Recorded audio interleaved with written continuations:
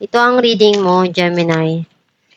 Welcome back to our channel. Naway nasa mabuti kayong kalagayan while watching the channel. This is a general reading. Kayo nang bahalang magpalit-palit ng situation nyo sa reading ko.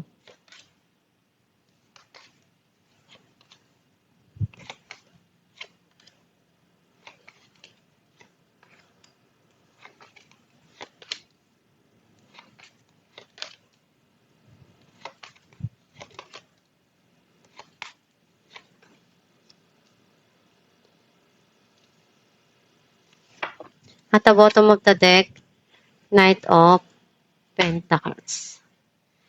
I feel like ang nasisense ko na energy mo, nakikita ko na andun yung meron ka ditong pinaglalaanan ng attention mo, andun yung dun mo binibigay yung focus mo, yung energy mo.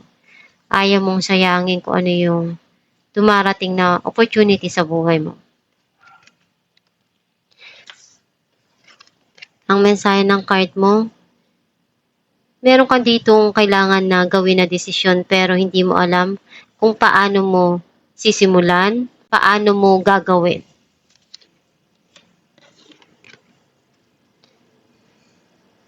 Kung ano yung nararamdaman mo, you keeping it to yourself.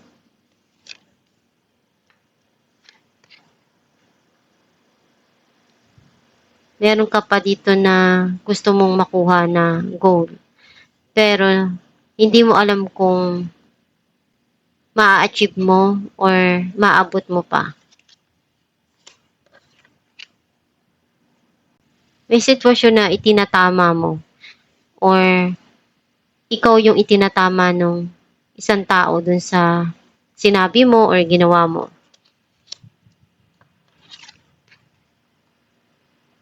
May bagong opportunity na darating para sa'yo at iniisip mong i-grab. Some of you, nagiging maganda yung spark ng relationship. Or meron kang sisimulan dito ng bagong creative arts like dancing, singing, or pagdodrawing, or pagpipinta.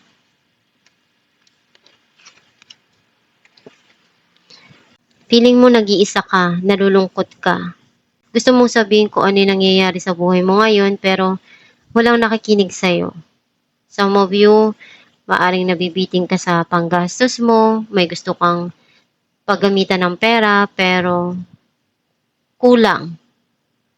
Hindi mo nakukuha kung ano yung gusto mo. Andun yung pagmamahal na darating or binibigay mo yung pagmamahal na alam mong kailangan punuan dun sa sitwasyon o ibigay dun sa mga mahal mo sa buhay.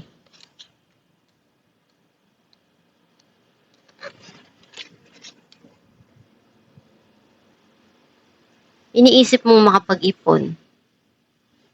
And gusto mong maging okay yung kinabukasan ng mga mahal mo sa buhay or ng pamilya mo. Clarify natin ang The Hangman.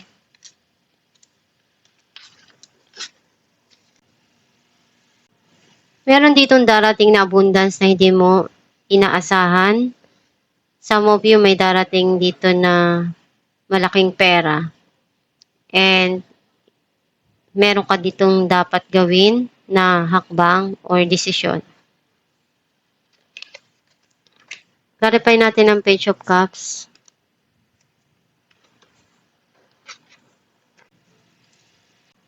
Kailangan mong habaan yung pasensya mo sa mga dumarating sa buhay mo, sa mga pangarap mo.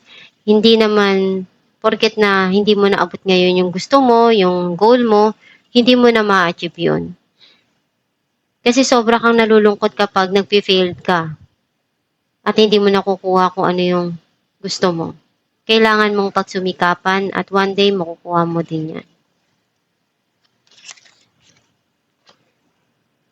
Some of you, nakikita ko na may darating na celebration dito at pinag-iisipan mo kung a-attend ka ba o hindi. Clarify natin na Ace of Wands.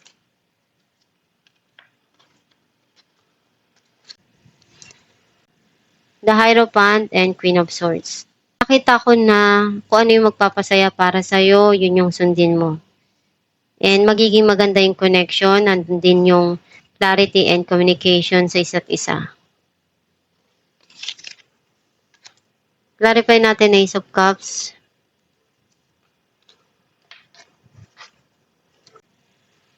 Some of you, nakikita ko na alam mo kung ano yung kailangan mo at yung red flag dun sa situation. Alam mo sa sarili mo kung ano yung tama dun sa bawat sitwasyon na pinapasok mo. And kung saan ka masaya, yun yung susundin mo. The Star and the Fool. Meron kang hinihiling or umaasa ka na one day kung ano yung pangarap mo, mapunuan yun, may bigay sa'yo at makuha mo. At handa ka na tanggapin kung sino yung taong darating para sa'yo na mamahalin mo or mamahalin ka. Clarify natin ng the High Priestess. Nine of Cups and the Star. Meron ka ditong matagal na hinihiling or gustong-gusto na ibibigay sa'yo at nararamdaman mo na to. Kasi very intuitive ka. Clarify natin Judgment.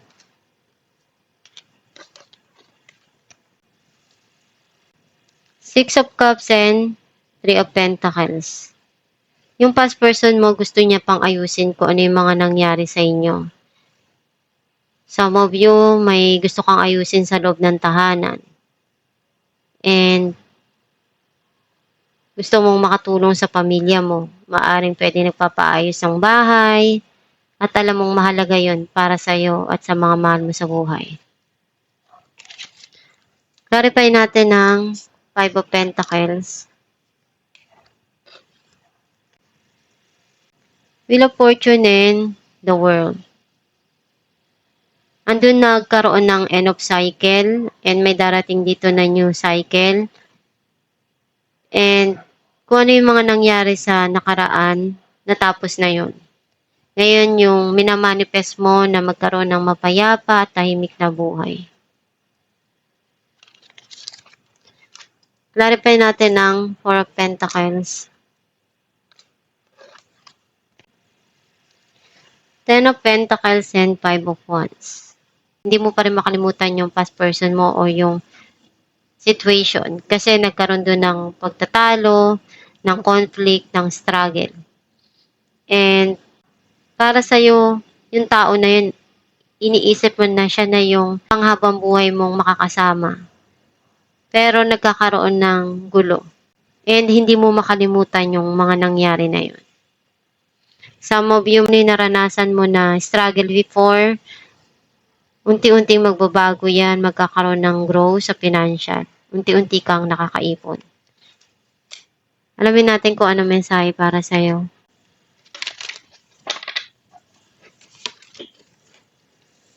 The universe is always conspiring to support me, guide me, and lead me compassionately toward the highest good. Ang mensahe para sa'yo na yung universe, yung nagbabalik ng mga bagay na iniisip mo, nararamdaman mo, at ginagawa mo. Kung mabuti yung ginawa mo, iyon din yung ibabalik sa'yo. I-guide ka ng Diyos, ng gabay mo, dun sa tamang landas sa mga gusto mo. Pero, ikaw pa rin yung nagdi-decide. Kasi ikaw yung namimili kung ano yung path na gusto mo eh. Binibigyan ka nila ng mga idea na makakatulong para sa'yo sa araw-araw. Pero ikaw po yung namimili at nagdidesisyon.